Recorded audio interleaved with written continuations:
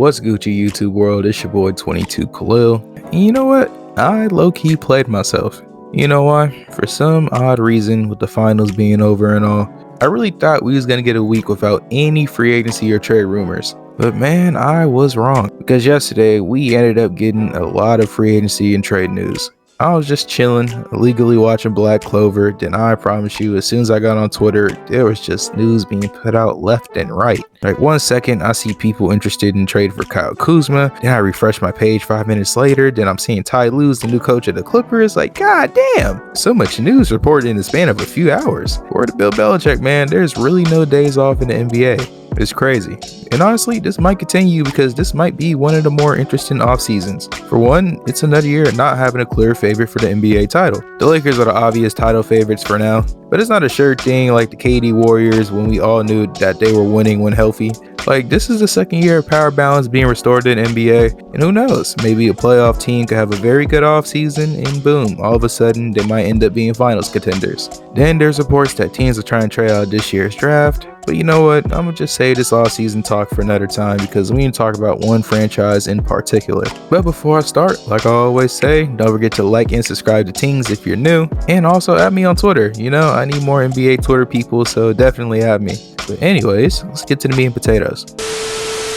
Now, easily, one of the more interesting pieces of news that we got yesterday came from the Houston Rockets. And that's mainly due to the fact that Daryl Morey decided to step down as Rockets GM. Now, for the people that don't know who Daryl Morey is, he's basically the mastermind behind this Rockets whole analytics-based three-point attack. So for all the people that rage watching the Rockets and whatnot, blame this guy. He's behind it all. Now, honestly, you know, we treat the Rockets as one of the laughingstocks of the NBA. You know, they're probably the most hated team, but give credit where it's due. You know, this might be unpopular, but I think Daryl Morey didn't do too bad. I believe since he's been in charge, the Rockets are only second to wins in the NBA next to the Spurs. Like, you know, he's done a pretty good job of making them at least, you know, dark horse final contenders these past few years. And you know, honestly, to keep it a Virgil, it might have been a totally different story if they didn't go out the way they did against the Warriors. If we're being honest, that series is really the ultimate fate of Daryl Morey in small ball. Anybody that was a believer of the Rockets system probably got off the bandwagon after that Game 7. For what it's worth, he did come one game from beating probably the greatest team of all time,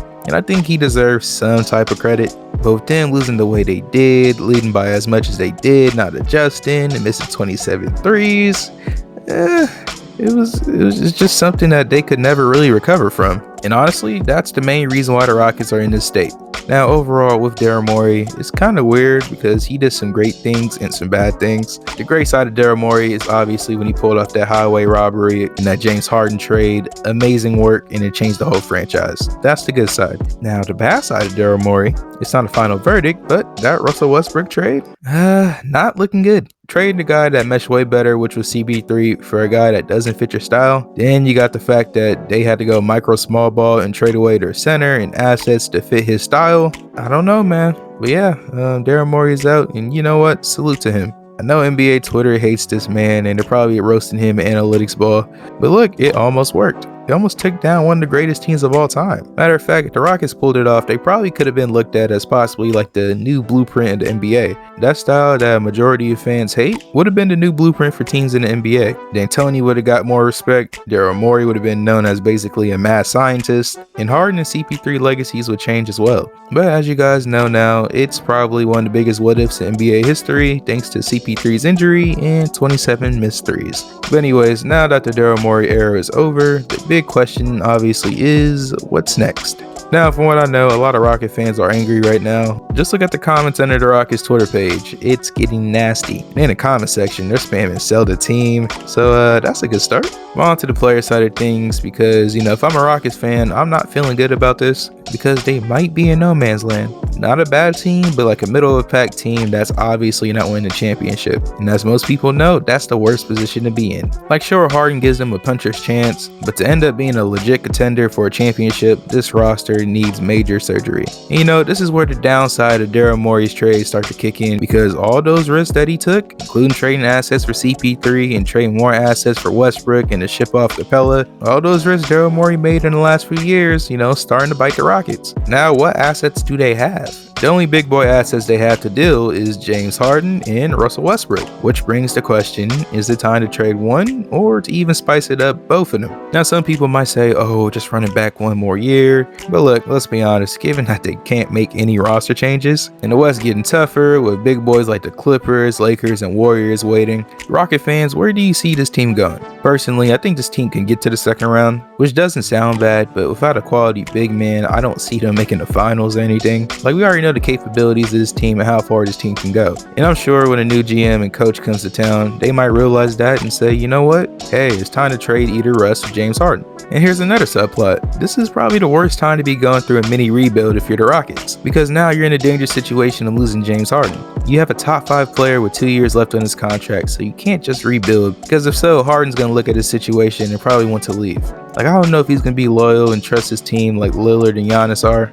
So, you know, that's another issue the Rockets need to figure out. And it's going to be very telling of what the Rockets are going to be moving forward. And honestly, I think it might go two ways. Either one, they just trade Westbrook and in return get some better pieces, star or no star. That's really the, hey, we're still going to contend option. Or two, they can just blow it all up. Get a pile of assets for James Harden and Russ and start over fresh. Now, I could be wrong, but I really think that's the only two outcomes I think that's going to happen.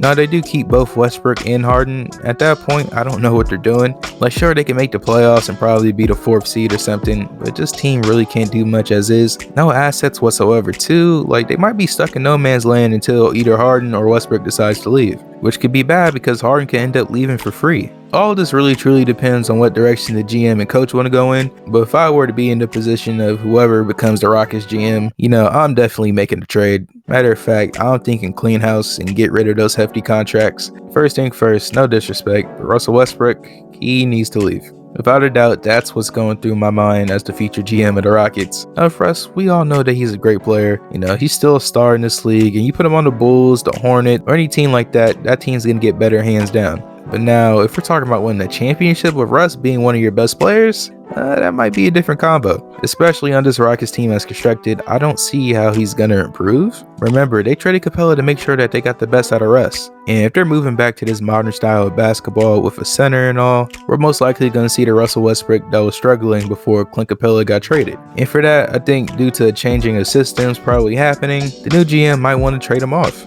Now, a lot of people make it sound like no one wants Russell Westbrook, but I think there's going to be some teams that's going to be interested for him. Now, if you're a team that needs one more piece to be a certified finals contender, then you're probably just going to stay away from Russ. At this point, there's just too many question marks for Russ that just hurts him come playoff time. The shot selections to turnovers to lack of a jump shot, that's probably going to scare teams off. So realistically, I can see a middle of the pack or rebuilding team go after him. The Knicks wouldn't be too bad. He can turn them into a competitive team. I don't think Knicks fans will want him. The Hornets, the Magic, or one of those kind of teams, I can see them wanting to take Russ' contract. So honestly, with Westbrook, I would probably trade him, but it all depends on what the new GM wants. Now with James Harden, man, without a doubt, I think he should look into leaving. I don't care if the GM wants to trade him or if he requested one himself. I think he should leave because they might end up being in a lose-lose situation this offseason. What assets that they can get back that can help Harden win right now?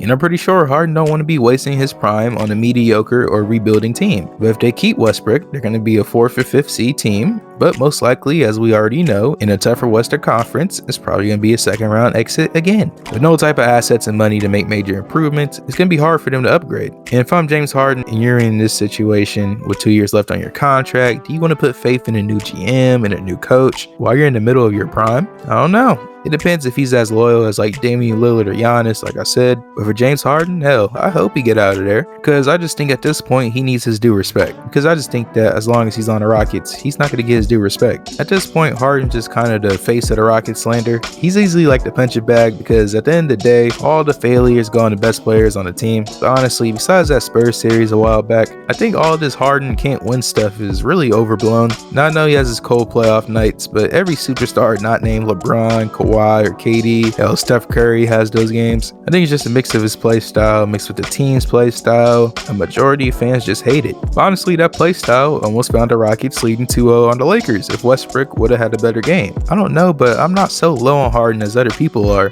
People are just going to point to him as to why the Rockets system didn't win a championship. Also, fingers should go to D'Antoni and Daryl Morey. because I think they would have adjusted and, not be scared to shoot mid-ranges come playoff time.